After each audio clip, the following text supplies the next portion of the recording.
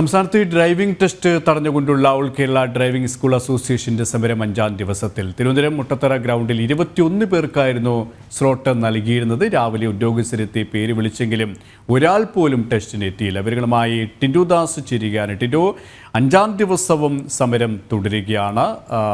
ഇന്നും ഇതിൻ്റെ ഭാഗമായിട്ട് ഈ പരീക്ഷകളൊക്കെ മുടങ്ങിയ ഒരു സാഹചര്യം. വരും ദിവസങ്ങളിലും സമരം ശക്തമാക്കാൻ തന്നെയാണോ തീരുമാനവും?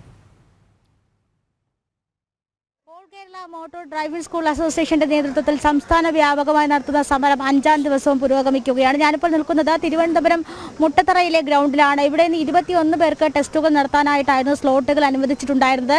രാവിലെ 8:30 മണിയോടുകൂടി തന്നെ ഉദ്യോഗസ്ഥരെത്തി സ്ലോട്ടുകൾ വിളിച്ചിട്ടുണ്ടായിരുന്നു. 10:30 മണിയോടുകൂടി സ്ലോട്ടുകൾ അവസാനിച്ചു. ഇടയ്ക്ക് ഒരാൾ വന്നിട്ടുണ്ടായിരുന്നു. അദ്ദേഹം വരുന്ന സമയത്താണ് അറിയുന്നത് സ്ലോട്ട് മാറ്റിവെച്ചിട്ടുണ്ടായിരുന്ന കാര്യം. അപ്പോൾ ഇത്തരത്തിലുള്ള ചെറിയ അല്ലെങ്കിൽ ഇത്തരത്തിലുള്ള മോട്ടോർ വാഹന വകുപ്പിൻ്റെ ഭാഗത്തുനിന്ന് ഉദ്യോഗസ്ഥരുടെ ഭാഗത്തുനിന്നുള്ള ചെറിയ അനാസ്ഥകളിലും കൂടിയാണ് ഈ പ്രതിഷേധം മുന്നോട്ട് പോകുന്നത്. പ്രതിഷേധം വലിയ രീതിയിൽ തന്നെ ശക്തമാകുന്നുണ്ട്. വരും ദിവസങ്ങൾ, അതായത് ഈ മാസം 13-ാം തീയതി വളരെ ശക്തമായ രീതിയിലുള്ളൊരു സമരവുമായി മുന്നോട്ട് പോകാൻ തന്നെയാണ് തീരുമാനം. സെക്രട്ടേറിയറ്റ് മുന്നിൽ വമ്പൻ പ്രതിഷേധം തന്നെ നടത്തും. ഇന്ന് ഈ സമരസമിതിക്ക് ഐക്യദാർഢ്യം പ്രഖ്യാപിച്ചുകൊണ്ട് BMS-ഉം BJP-യുടെയും നേതൃത്വത്തിലായിരുന്നു ഇന്ന് ഇവിടെ സമരം നടന്നുകൊണ്ടിരിക്കുന്നത്. ഇത്തരത്തിൽ നേതാക്കന്മാരൊക്കെ ഈ സമരപന്തലിൽ എത്തിയിട്ടുണ്ടായിരുന്നു. അപ്പോൾ വലിയ രീതിയിലുള്ള സമരമുറകളുമായിട്ട് തന്നെയാണ് മുന്നോട്ട് പോകുന്നത്. ഈ സ്ലോട്ടുകളുടെ കാര്യത്തിലും അതോടൊപ്പം തന്നെ ഈ ഗ്രൗണ്ടുകൾ പരിഷ്കരിക്കാത്ത തുടർന്നൊക്കെ തന്നെയാണ് ഇവരുടെ ഭാഗത്തു നിന്നുള്ള വിഷയം. പ്രധാനമായും ഈ മേഖലയിൽ ജോലി ചെയ്യുന്നത്, പ്രധാനമായും കൂടുതലായിട്ടും ഈ മേഖലയിൽ ജോലി ചെയ്യുന്നത് സ്ത്രീകൾ തന്നെയാണ്. അപ്പോൾ അവരുടെ വരുമാന മാർഗം കണ്ടെത്തുക എന്നത് കൂടി ഒരു പ്രധാന പ്രശ്നം തന്നെയാണ്.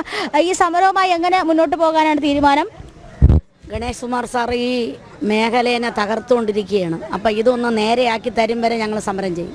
4/2024 അവർ പ്രഖ്യാപിച്ചിട്ടുള്ള കാര്യങ്ങളെല്ലാം നിർത്തലാക്കണം. കാരണം സ്വയം തൊഴിൽ കണ്ടെത്തി ഞങ്ങൾ ജീവിക്കണതാണ്. ഞങ്ങൾക്ക് ഒരു കാറോ ഒരു സ്കൂട്ടറോ ഒരു ലോണും ഈ ഗവൺമെൻറ്റിൽ നിന്നല്ല ഒരു ഗവൺമെൻറ് ഞങ്ങൾക്ക് തന്നിട്ടില്ല. എല്ലാവരും മാർവാടി ലോണാണ്. ഇപ്പം നമ്മൾ ഈ രാവിലെ ഇവിടെ വന്ന് ഇത്രയും ബുദ്ധിമുട്ടുമ്പം നമുക്ക് അഡ്മിഷൻ ഇല്ല. കാരണം പത്രം വായിക്കുമ്പോൾ സമരമാണ്. അപ്പോൾ ഈ സമരം പിൻവലിക്കാതെ ഞങ്ങൾ എന്ത് കഴിക്കണം? ആഹാരം കഴിക്കേണ്ട, അഡ്മിഷൻ വരില്ല, ആ കുട്ടികൾ വരില്ല. അപ്പം ഈ മുഖ്യമന്ത്രി പോലും ഇതുവരെ എന്താണെന്നൊരു വാക്ക് വിളിച്ച് ചോദിച്ചിട്ടില്ല. പിന്നെ അവരൊക്കെ ഉല്ലാസയാത്രയ്ക്ക് പോയിരിക്കണം എന്നാണ് പറയണത്. പോയിട്ടൊക്കെ വരട്ടെ. ഞങ്ങൾ ഇതൊരു തീരുമാനം എത്തും വരെ സമരത്തിൽ തന്നെയാണ്. സമരം മുൻപോട്ട് കൊണ്ടുപോകുന്നതല്ലാതെ തീരുമാനം വരുന്നത് വരെ സമരം തന്നെയാണ്. ഈ സ്വകാര്യ വാഹനങ്ങളുമായി വരുന്നവരെ ടെസ്റ്റിന് അനുവദിക്കുമെന്നാണ് പറയുന്നത്. അനുവദിക്കൂല. അത് ഇവിടെ സ്വകാര്യ വാഹനങ്ങളെന്ന് പറയണത്, ഞാനൊരു കാര്യം ചോദിക്കട്ടെ, 1-2 സ്വകാര്യ വാഹനം ഉണ്ടായിരിക്കും.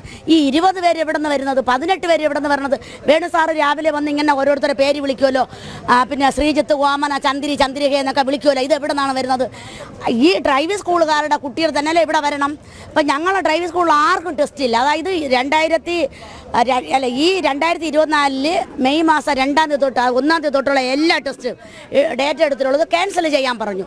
എൻ്റെ കുട്ടിക്ക് 4 പേരുണ്ടായിരുന്നു, ക്യാൻസൽ ചെയ്തു. പിന്നീട് ഇവിടെ ഇങ്ങനെ ഒരു സമരം വന്നപ്പോഴത്തേനും എല്ലാം ഓപ്പണായി. അതെങ്ങനെയാണ്?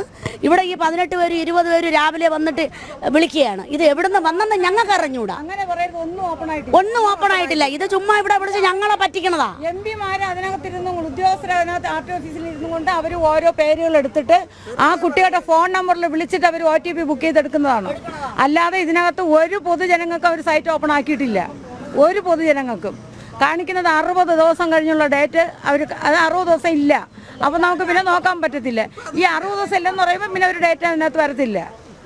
അവർ ഉദ്യോഗസ്ഥർക്ക് നമ്മുടെ സമരം പൊളിക്കാൻ വേണ്ടി മാത്രമാണ് ഉദ്യോഗസ്ഥർ അവിടുന്ന് ആ കുട്ടികളുടെ ഡേറ്റ് എടുക്കുന്നത്.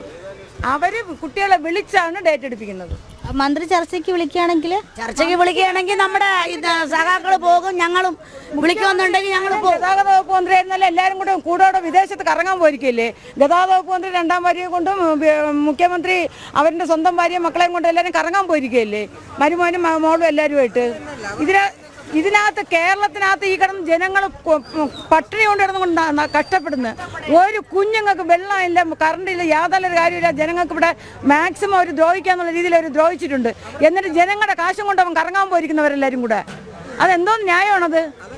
ഇവിടെ ഇത്രയും ദിവസം കൊണ്ട് ഇന്ന് സമരം തുടങ്ങി 7 ദിവസമായി. ഈ 7 ദിവസത്തിന് മുമ്പേ നമ്മൾ സമരം പ്രഖ്യാപിച്ചു. 8-ാം ദിവസം. ഈ 8 ദിവസത്തിനുള്ളിൽ ഒരു ദിവസം പോലും അവരൊരു ചർച്ചയ്ക്ക് വെച്ചിട്ടില്ല.